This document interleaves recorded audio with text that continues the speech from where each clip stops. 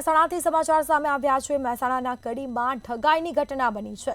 તો આ સાથે મામલતદાર કચેરીમાં જ ઠગાઈ કરવામાં આવી। તો બે લોકોએ મામલતદાર કચેરીમાં જ ખેડૂત સાથે ઠગાઈ કરી છે, જેમાં જમીનમાં નામ દાખલ કરવાનું કહી અને ચૂનો લગાવ્યો છે। તો શંભુજી ઠાકોર નામના આધેડ ખેડૂતને ચૂનો લગાવ્યો, પૈસા પડાવ્યા છે। કડી મામલતદાર કચેરીમાં જ ઠગાઈની ઘટના બની, જેમાં મામલતદાર પ્રાંત અધિકારીના ખોટા હુકમો બનાવ્યા હતા। તો ખોટા સહી સિક્કાવાળા હુકમોથી ઓનલાઈન રિસિપ્ટ બનાવી હતી। વધુ વિગતો સાથે સંવાદદાતા અલ્પેશ પટેલ ફોન લાઈન પર જોડાઈ ગયા છે। જી, મહેસાણાના કડીના મામલતદાર કચેરીમાં જ ઠગાઈની ઘટના બની છે, શું છે વિગતો?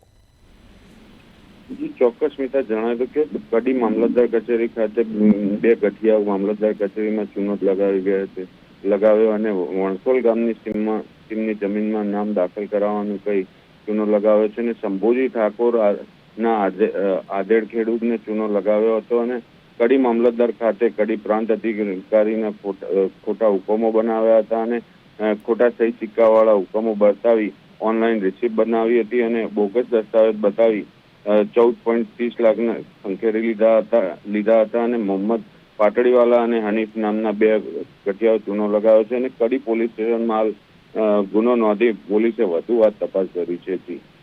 બિલકુલથી તમામ જાણકારી આપવા બદલ આપનો આભાર। તો બોગસ દસ્તાવેજો બતાવી અને ₹14.30 લાખ પડાવ્યા હતા। આરોપીઓ સામે ફરિયાદ કરવામાં આવી છે।